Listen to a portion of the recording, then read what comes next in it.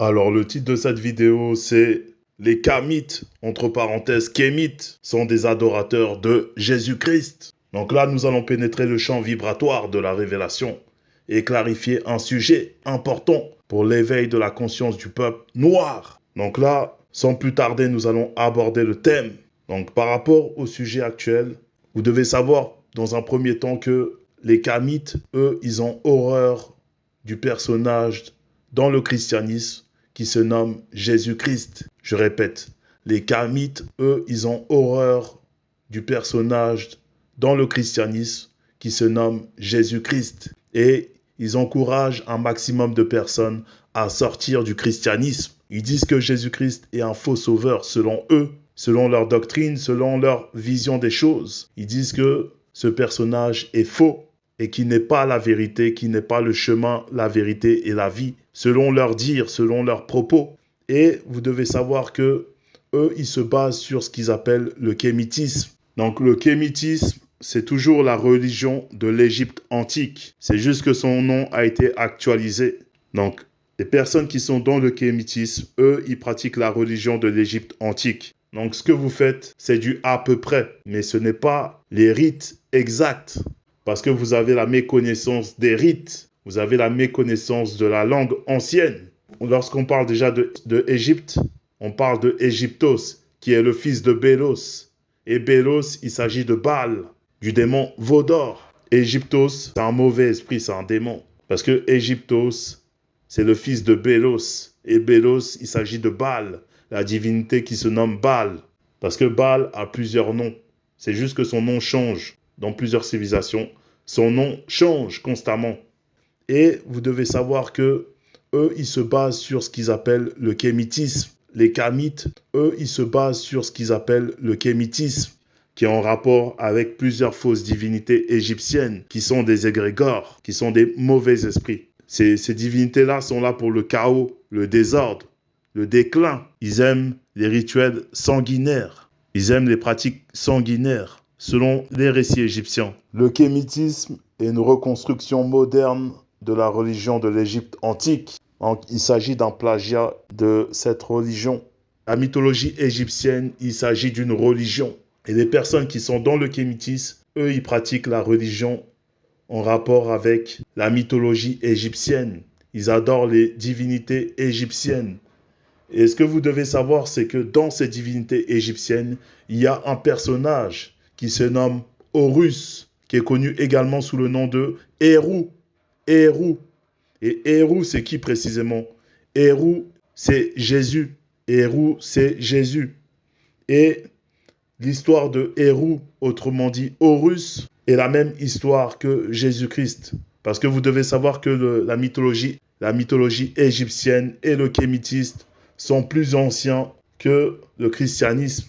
Et les Kamites, eux, ils se basent sur la mythologie égyptienne, les dieux égyptiens. Et ils adorent une divinité qui se nomme Horus, autrement dit Hérou. Et Hérou, ça signifie Jésus. Donc ce personnage de Horus, lui, selon l'histoire égyptienne, lui, il est né le 25 décembre. Il est né d'une vierge qui se nomme Isis. Et sa naissance était également accompagnée d'une étoile, exactement comme l'histoire de Jésus-Christ. Et il avait également, à sa naissance, trois rois qui lui ont rendu visite. Et à 12 ans, il était enseignant et prodige. Et à 30 ans, Horus fut baptisé et commença son ministère selon l'histoire de Horus, autrement dit Hérou. Et ce personnage de Horus Hérou, qui se nomme aussi Hérou, lui, il avait 12 disciples, exactement comme la même histoire que vous connaissez dans le christianisme.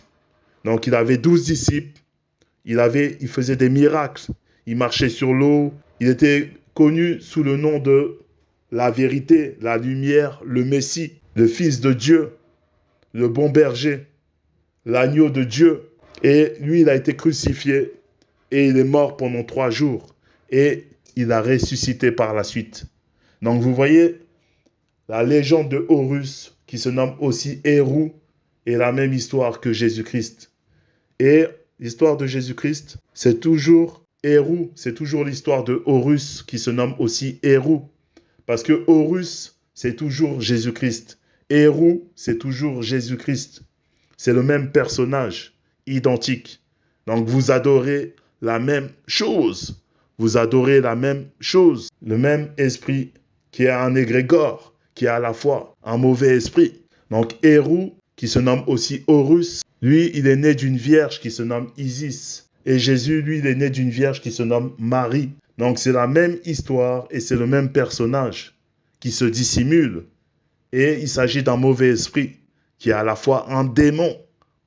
Donc toutes ces personnes qui sont dans le kémitis et qui adorent plusieurs divinités égyptiennes, ils adorent Hérou. Et Hérou, ça signifie Jésus. Ils adorent Hérou qui se nomme aussi Horus. Donc vous voyez, vous adorez un mauvais esprit.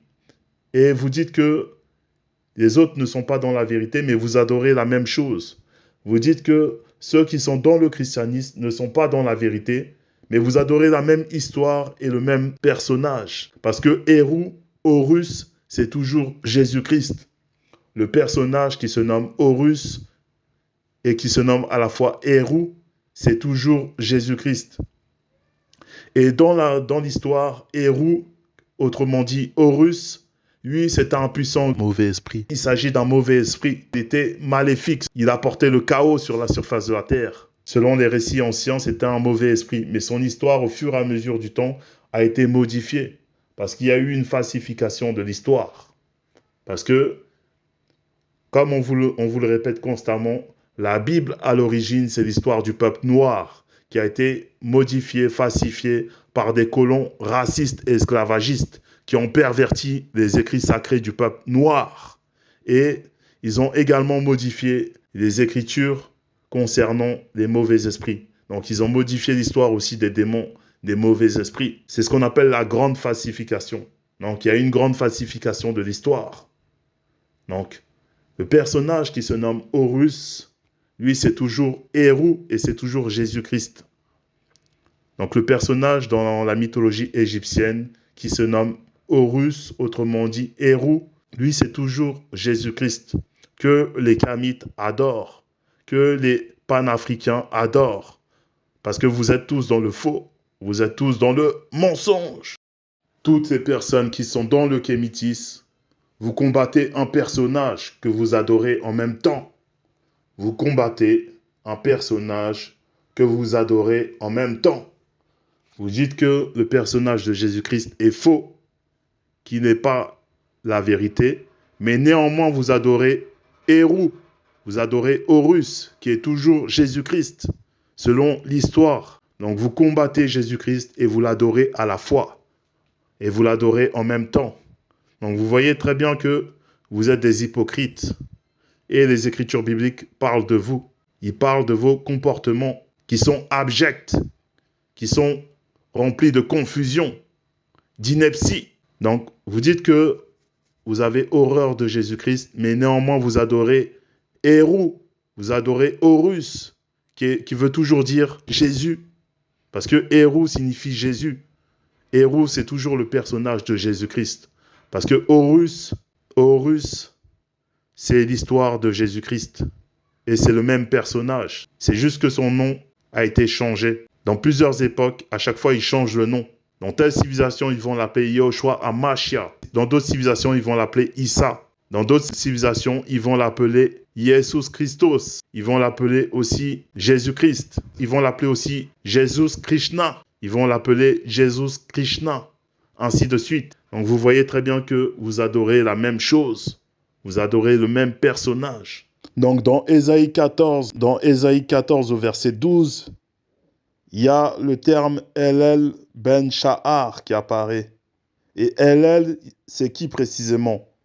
Elel, il s'agit du fils de Sha'ar. Et là, dans Ésaïe 14 au verset 12, donc Elel ben Sha'ar, il s'agit de plusieurs fausses divinités dans la mythologie ougaritique. Donc, Sha'ar, c'est le nom qui est attribué à Jésus dans la Bible hébraïque. Ce faux Dieu qui se nomme Sha'ar, lui, il était considéré comme l'esprit du mal, l'esprit du malin. Donc Sha'ar, c'est un mauvais esprit dans la mythologie ougaritique. Il est associé à l'étoile du matin. Il est assimilé aussi à l'orgueil des nations. Il est assimilé à l'orgueil des nations. Et dans Ésaïe 14 au verset 12, là-bas, il se nomme Lucifer. Donc Sha'ar, c'est une fausse divinité, c'est un mauvais esprit. Et Sha'ar se nomme aussi dans le secret Yérou. Et il se nomme aussi Jésus. Donc vous voyez, vous adorez une fausse divinité dans la mythologie ougaritique. Dans la Vulgate, Sha'ar, il s'agit de Lucifer, qui signifie porteur de lumière. Donc Hélel, lui, il est bien présenté comme le fils de Sha'ar, c'est-à-dire de l'aurore. Et cette figure-là est symbole de l'étoile du matin. Cette figure-là est le symbole de l'étoile du matin.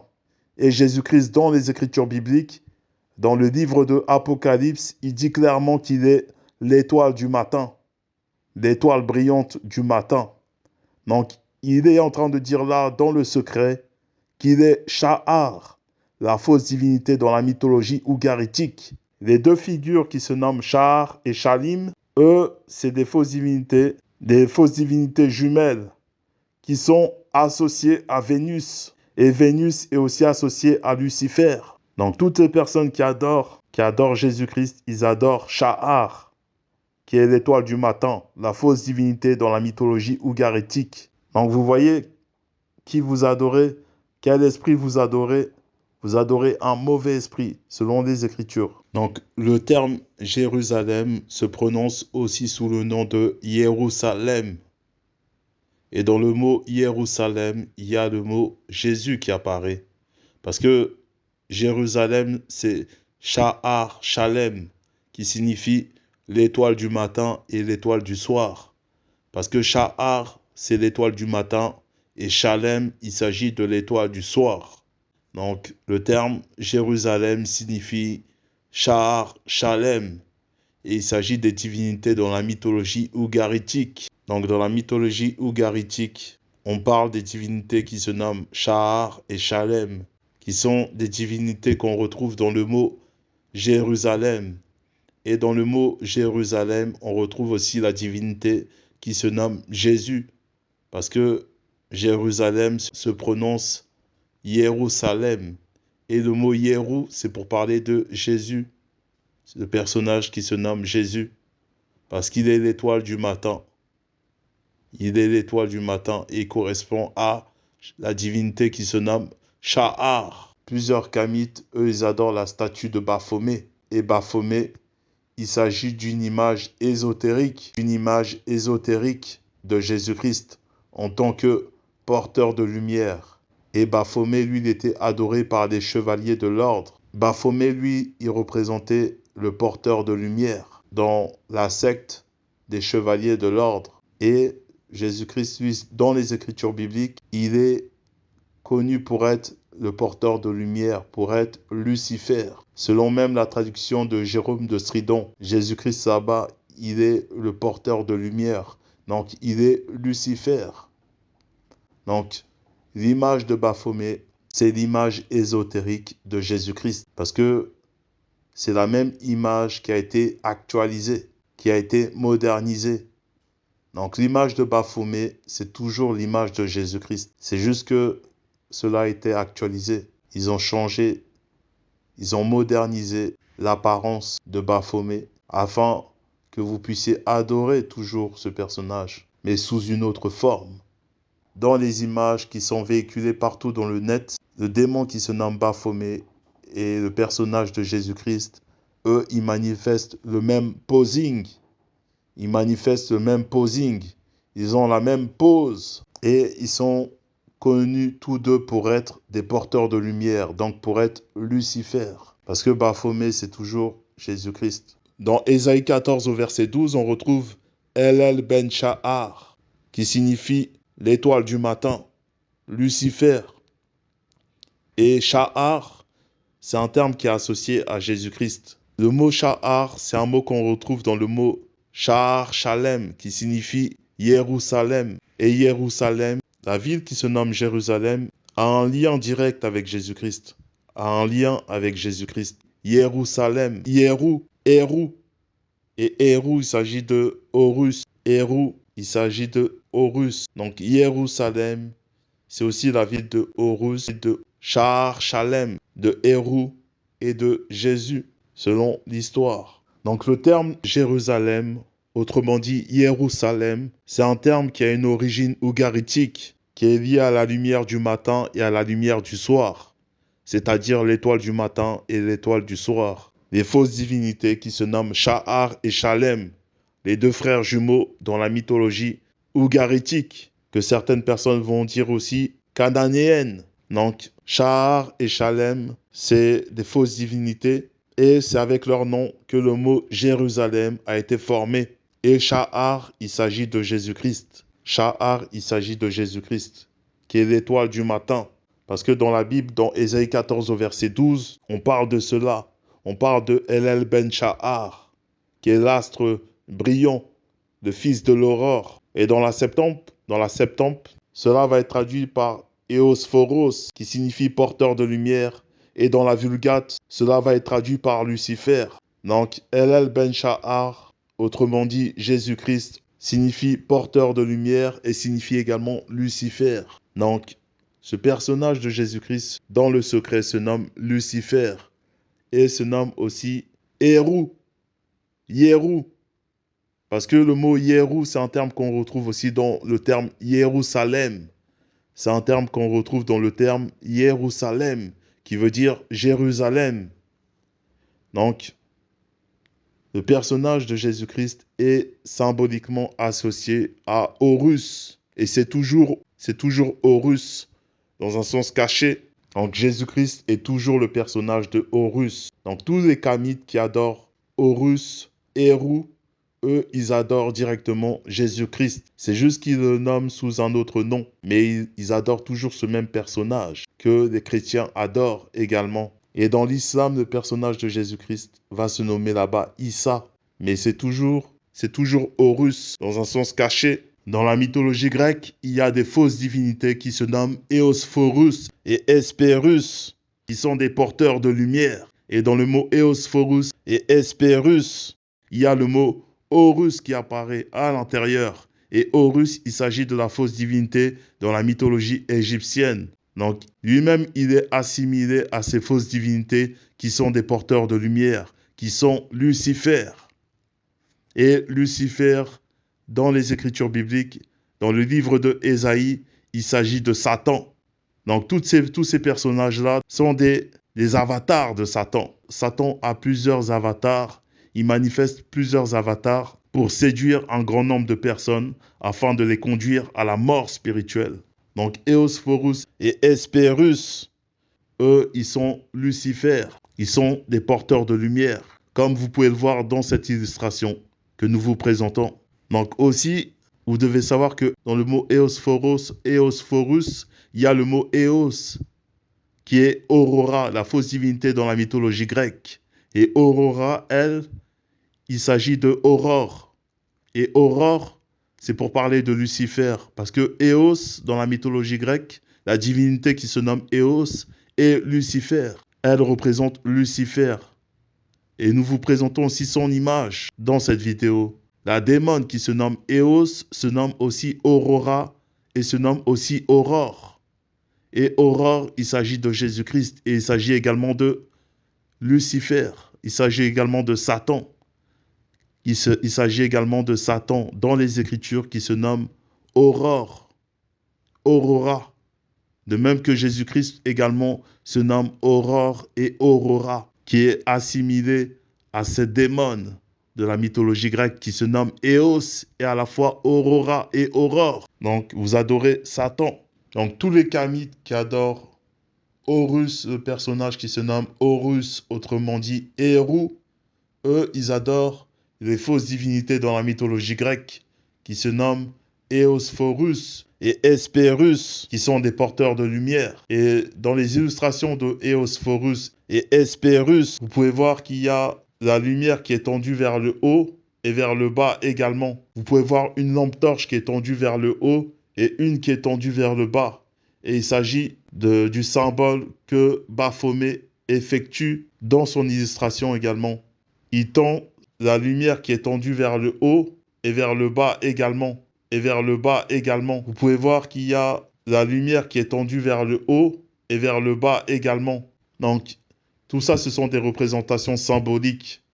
Donc, Eosphorus et Hespérus, autrement dit Eosphoros et Hespéros, eux, ce sont des porteurs de lumière et ce sont des représentations symboliques toujours de Baphomet. Ce sont des représentations symboliques de Baphomet. Donc, toutes ces personnes qui adorent Horus, ils adorent un mauvais esprit.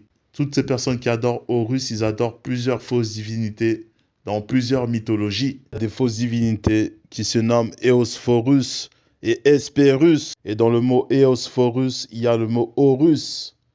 De même que dans le mot Hespérus, il y a le mot Héru qui apparaît à l'intérieur. Et ce sont des divinités associées à Morning Star, c'est-à-dire l'étoile du matin, Lucifer, l'aurore. Et ces étoiles-là sont associées à la planète Vénus, qui est une fausse divinité dans la mythologie grecque. Maintenant, écoutez attentivement ce que les gens vont nommer la croix de Saint-Antoine ou la croix de Thau. La croix de Saint-Antoine, autrement dit la croix de Thau, va représenter la croix des Kamites, la croix ankh des Kamites. Donc ce sera le même symbole identique. Donc la croix Thau, accompagnée de sa corde, de son cordon, va représenter la croix ankh, la croix des Kamites, va représenter la croix des Kamites, qu'ils appellent la croix ankh. Parce que la corde va avoir la forme du cercle, la forme du cercle. La croix de Thau, c'est toujours la croix ankh. Parce que la croix de Thau, lorsqu'on lui rajoute un cordon, lorsqu'on lui rajoute une corde, elle va former un cercle semblable à la croix ankh, la croix des Kamites. Donc le personnage de Jésus-Christ est l'avatar de Horus, autrement dit Héru. Parce que là, dans la traduction officielle de la liturgique de 1980, dans Luc 3 au verset 22, il est dit que l'Esprit Saint descendit sur Jésus.